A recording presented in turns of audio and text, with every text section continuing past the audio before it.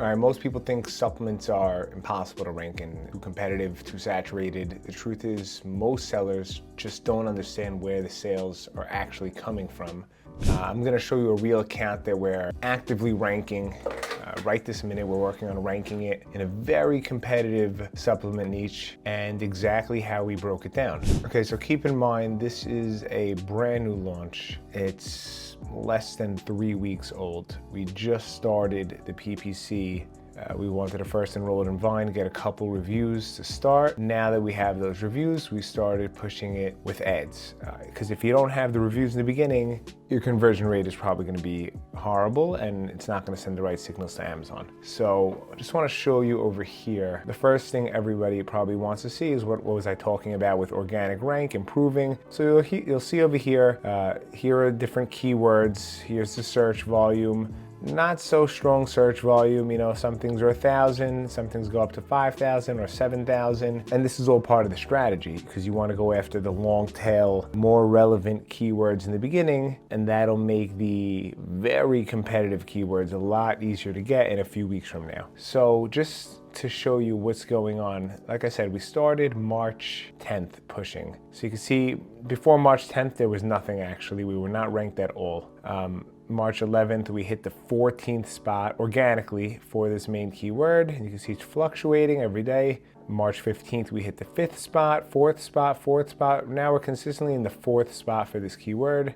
Same thing over here with this keyword. You can see over here, it's like really the same pattern. Look over here, just a couple days ago, we were in the 26th spot, 5th spot. And we're just staying there. Over here, this keyword over here, which is a pretty competitive keyword, or at least it's the long tail version of a very competitive keyword. Like this is gonna be key for us actually. So March 11th, we were in the 57th spot. Before that, we were nowhere.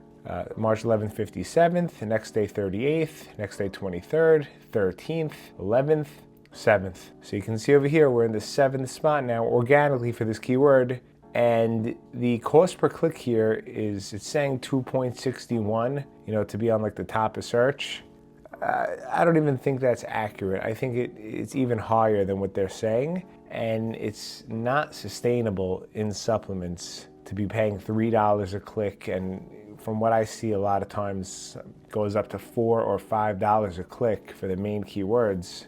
It's really not sustainable. The whole play has to be ranking these keywords organically, building up and focusing with a main focus on subscribe and save. And before I get into that, I'll just show you like the rest of the ranks, all the same pattern, all going up. You know, this one over here, another big keyword, or it leads off into a big keyword. You can see over here, we were 286 on the 9th, the next day 196, the next day 14. So that's an organic jump. So it's a very big jump. And now we're obviously fluctuating every day because it's stabilizing, but we're going in the right direction. Before I go into on how we actually ranked for these keywords, I want to point out that a lot of people have it wrong when it comes to supplements. They think that the goal is to make the advertising profitable. And it is, obviously, you need to be profitable. There's no point of any of us doing what we're doing if we're not profitable. But the ad click is more for the customer acquisition. You need to lock in a customer who's going to love our product. So when we're talking about something that's replenishable,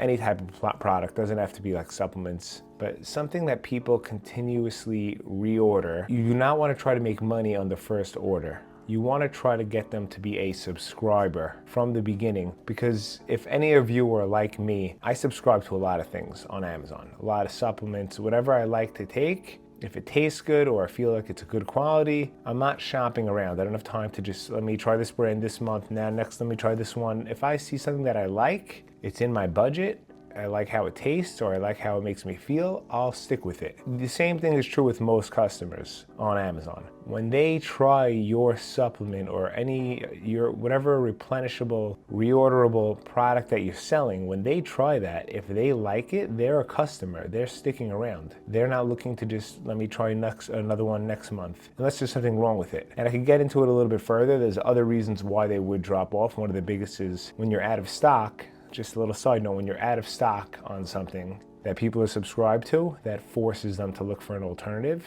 and a lot of times they'll cancel their subscription with you. So that's one of the worst things. We can go into it further. I also have another video that talks very in detail about subscribe and save. But the main thing is lock in the customers. You need to rank for the keyword and lock in subscribers. That's what the whole goal of spending on ads in a replenishable product, or at least most extreme, a supplement product, because those the cost per clicks are extremely high. That's the whole goal. So going back to the screen, you can see we ranked for the main keywords. We're going to get these all into the top. Now we need to be in the top 3 spots. It used to be you could be in the top 5 spots, and now we need to be in the top 3 spots.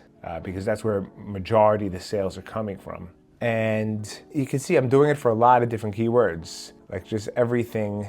The whole goal is to build up the rank for all these different keywords. And once you're on the top of these keywords, there's a lot of other strategies that go into it. Using creator influencers, creator connections is one of the biggest things. I have a video about that also, but I don't want to get off topic. Right now, this product that we're ranking, we're talking about the organic ranks. What we did was we built a spreadsheet where we pulled the data from our listing, which was ranked for really nothing in the beginning, and then a bunch of different competitors. So there's 1, 2, 3, 4, 5, 6, 7, 8 different competitors.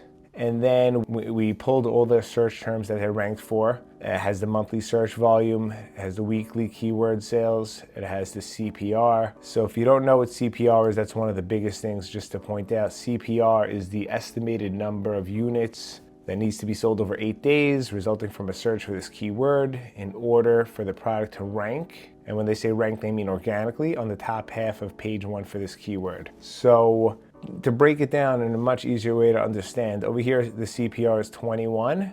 So for this keyword, if you want to show up on the top of page 1 organically without having to spend on ads to continuously be there, you need to sell 21 units, or that's what they're saying is the estimated 21 units in a 1-week span, or they say an 8-day span, same thing. 21 units in a week on the whole thing they don't tell you so clearly is it has to be on that specific child ASIN. So if you're selling something that has multiple flavors or multiple colors, it's a big parent. It's not 21 over the full parent. It's 21 over this child that would appear here if this wasn't a child ASIN that we're tracking right now. But getting back to it, looking over here, what we do is we look at where are they getting majority of their sales from, where are they ranked organically, where are most of the people ranked organically. So we'll see over here, we have a little filter over here, and here's the relevancy. So like this keyword over here on the top, you can see now our ASIN for this keyword is right here. Now we're in the 28th spot. But, when we started this a little over a week ago, almost 2 weeks ago, we were in the 144th spot. But the reason we chose this keyword is because we saw this competitor is number 1, this competitor is number 3, this competitor is number 5. This guy was 42, not a big deal. Not everyone could be ranked on the top. This guy was 14, 18, 15, 17. So we saw all these guys are, majority are on the first page. They're ranking very well for this. If they're ranking very good for these keywords organically, that means they're getting consistent sales. They're converting very well for these keywords. And if their product is the same as our product, we should be converting just as well, as long as our listing looks nice, our images are beautiful, we have a good review average, and we're in a similar price point. There's no reason that they should be ranking and we shouldn't. So we look at the competitors, where they're ranked for. Okay, this is the CPR. CPR, again, that's how many conversions per rank that you need to get this keyword ranked. So we'll look at this. Okay, we need to sell 33 units in a 1-week span, or something along those lines.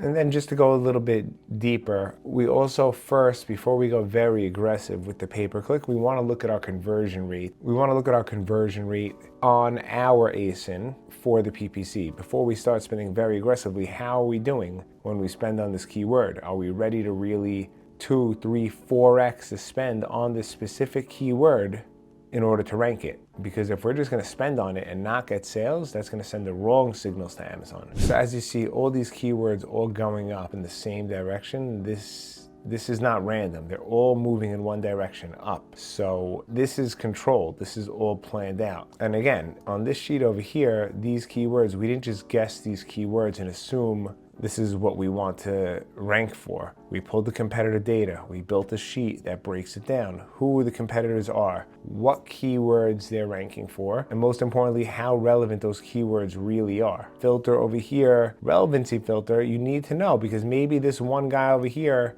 he's not ranked so great for it. He's in the 42nd spot, but all the other people are ranked. And listen, you can see this competitor over here is not ranked great for this main keyword, but this guy over here is not ranked for the other keyword that this guy's ranked for. So it's just something that fell off their radar that they're not actively on top of, unfortunately. It's fortunate for us, but yeah, we need to look and see where a majority of the people getting their sales from. Because if you're not using a spreadsheet like this, a master keyword sheet where it's looking and pulling at so many different keywords we pulled, I think we limited it. Yeah, so we have over 2,000 different keywords that we're tracking for this product in order to see which keywords we actually want to target. And you need to do this because not every keyword matters. And if you focus on garbage keywords, you'll get absolutely nowhere. So we focused only on the best that actually drive sales. Now, if you did just this, you would be in a very good position. You'd be ahead of most Amazon sellers and their launches, and you'd probably do pretty decent. There's other steps involved that I'm not going to go through in this video. I'll put it in another video, and if you watch any of my other videos from before this, I probably mentioned it and walked you through it. But checking the brand analytics, checking the search query performance report, all these things so that you can see the actual conversion rates on these keywords by like you have to look at the top 3 guys. What are their actual conversion rates? How are they actually selling for this item? How many impressions are they getting? And then you could reverse engineer exactly what they're doing to stay on the top of page 1. It's not a guessing game. It's really a strategy. It's really just math. And again, the main thing about this is subscribe and save. If you're not building the subscribers up and it's not your main focus, you're always going to have an issue with supplements, especially with supplements because the cost per clicks are so high. The sellers that are winning this game are focusing on subscriptions and they're locking in reoccurring customers. Hope that this was helpful. I just wanted to put this message there and remind everybody that if you're in supplements, make sure that you're focusing on subscribers. Make sure that that's your main goal. Don't worry too much about the ACOS. Don't worry too much about how expensive the cost per clicks are. And look at the conversion rates for your competitors on specific keywords and also compare it to you. And if your conversion rate is somewhere over there, matching where they are, then you just need to send more traffic there. You need more impressions. And don't be afraid to lose money on the ads as long as your subscriber count is growing over time. That's how you will be able to, that's the only way to be profitable with supplements. Hope this video was helpful. If anyone has any questions, please reach out. If you think this video might help somebody, definitely share with them, and please like and subscribe. And thank you for watching.